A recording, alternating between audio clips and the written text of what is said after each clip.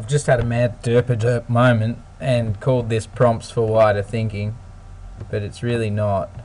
It's actually about binary oppositions and then using these to prompt wider thinking. Yeah, totally killed it. I know. Oh well, you'll have to get through it. So basically, I'm going to teach you guys about what a binary opposition is, I hope, because they're a bit complicated to understand for newbies like yourselves. And then I'm going to give you some questions to ponder, which you'll be working on in my absence on Monday. That's right, if you've watched this as homework, you know that I'm not going to be in on Monday. Anyway, in critical theory, and this isn't just literary theory, this is like philosophy stuff. That's right, we're using real-world philosophizing. In critical theory, a binary opposition or system is a pair of related terms or concepts that are opposite in meaning. It's the system by which, in language and thought, two opposites are strictly defined and set off against one another. It's a contrast between two mutually exclusive terms. Now, if you don't know what mutually exclusive is, you should Google it, such as on and off, up and down, left and right. Binary opposition is an important concept in structuralism. If you don't know what structuralism is, again, by all means, Google it, which sees such distinctions as fundamental to all language and thought. The binary opposition is seen as the fundamental organizer of human philosophy, culture, and language. That's right. Have I ever told you guys that the fundamental category for everything is emptiness?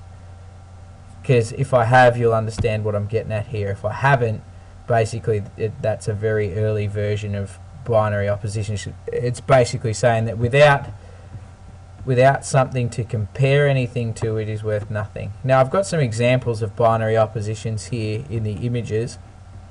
So, yin and yang, negative and positive, male, female, night, day, active, passive, moon, sun.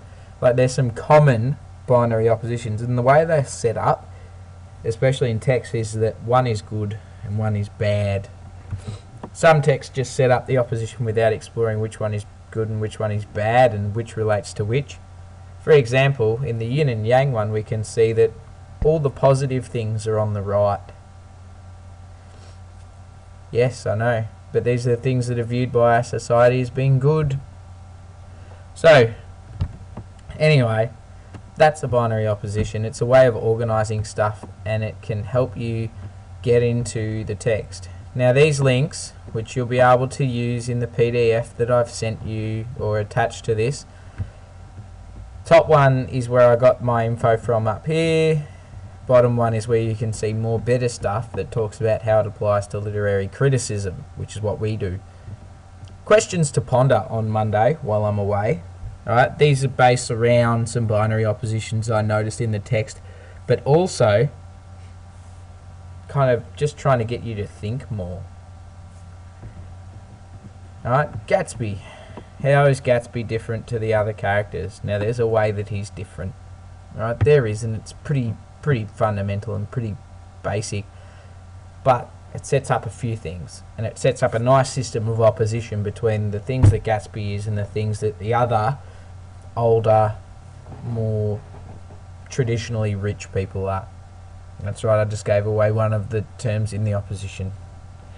Imagery and motif in settings. Alright, going back to some of the techniques we've learned about in the past, imagery and motif are important, and they're shown in the vibrant settings that F. Scott Fitzgerald chooses to use in this text, and it makes me happy. For example, I mean, there's New York and West and East Egg, or the Eggs as I'm calling them, but basically where Gatsby and everyone lives, the eggs and the city of New York, but also the ash heaps that they go through on the way to New York means a lot to me. My final pondering question was, what oppositions can you think of that this text sets up? And trust me, there are a lot, right? There's heaps.